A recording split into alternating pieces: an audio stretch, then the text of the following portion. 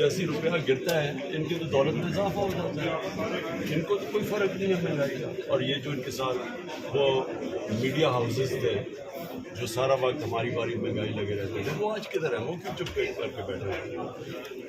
سر آپ کا جو ٹرائل توشہ خانہ کیس میں بڑے اسپیڈی ٹرائل ہوا ہے، کل خواجہ حارث صاحب نے بھی کہا کہ گن پوائنٹ کے اوپر آپ جو ہے وہ بیان ریکارڈ کروا رہے ہیں، تو آپ کو کیا نظر آ رہا ہے کہ کیا آئندہ آنے والے دنوں میں نائلی جو ہے وہ اب کانسیکوینسز آپ دیکھ رہے ہیں؟ مل کے سب چلیں گے۔ دیکھیے پہلے تو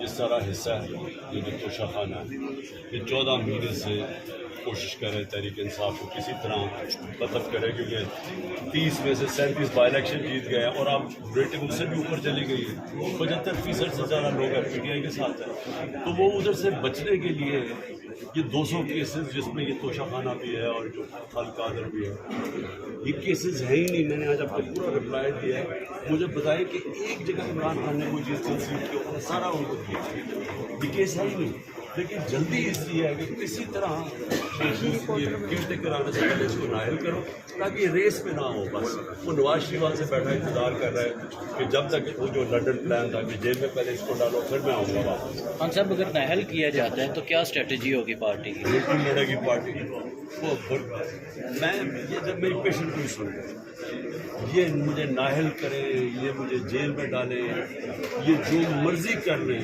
تحریک انصاف کو روک ہی نہیں سکتا کوئی۔ اچھا ڈاکٹر کے ساتھ آپ کو لگ رہا ہے کہ یہ کیئر ٹیکر سیٹ اپ لاگو کوئی انتخابات کروانے کے لیے لا رہے ہیں یا کچھ لمبا ٹینیور ان کا پلان؟ دیکھو اگر تو ان کا کوئی بھی الیکشن کا ہوتا الیکشن تو 14 مئی کا آئین کہتا تھا، سپریم کہتا تھا الیکشن کروا دیتا لاہور۔ ہمارا اب یہ دو کیئر ٹیکر گورنمنٹس بیٹھی ہوئی ہے، یہ بالکل انلیگل ہے، آئین کے خلاف ہے۔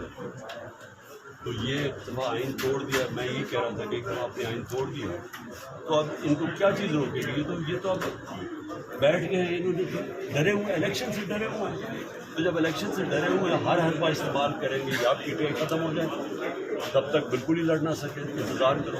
لیکن یہ جتنی انتظار کرتے جا رہے ہیں نفرتیں بڑھتی جا رہی ہیں۔ ابھی بجلی کا بل کون دے گا؟ ابھی پیٹرول ڈیزل بڑھتا جا رہا ہے، آٹا کہاں سے کہاں پہنچ گیا ہے، عام آدمی کے حالات جو ہے، لوگ تو ان سے نفرت کر رہے ہیں۔ تو جو بھی یہ لمبا ایسے کریں گے ملک ان کے اگینسٹ لوگوں کی نفرتیں بڑھتی جائیں گی اور پی ٹی آئی بیٹھے بیٹھے اس کا گراف اوپر جاتا جائے گا۔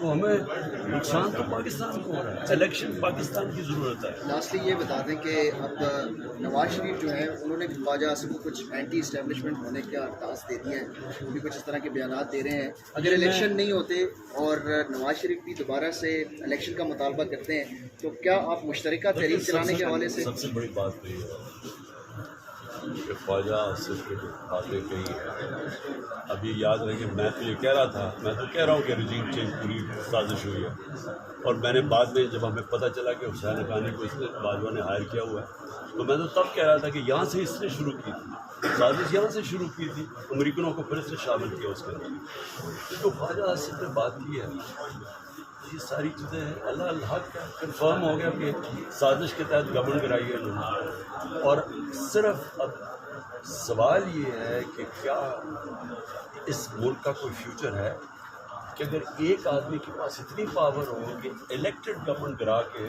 اور چوروں کو اوپر بٹھا دے، وہ ملک کا بیڑا غرق کر دے اور اسے پوچھنے والا کوئی نہ ہو؟ کیا کوئی ملک چل سکتا ہے اس طرح؟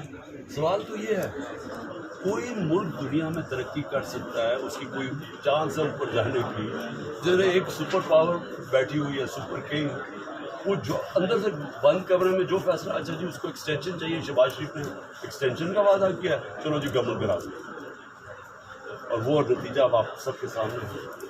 سر اسحاق ڈار کے حوالے سے کہہ رہے ہیں کہ اس کو نگراں وزیر اعظم بنایا جا رہا ہے، اور اپوزیشن کی طرف سے بھی کہا گیا کہ وہ معاشی طور پہ میچیور ہیں، تو اس حوالے سے کیا کہتے ہیں؟ اسحاق ڈار کو کیا وہ نواز شریف کو لا کے بٹھا کے وزیر اعظم بنا دیں؟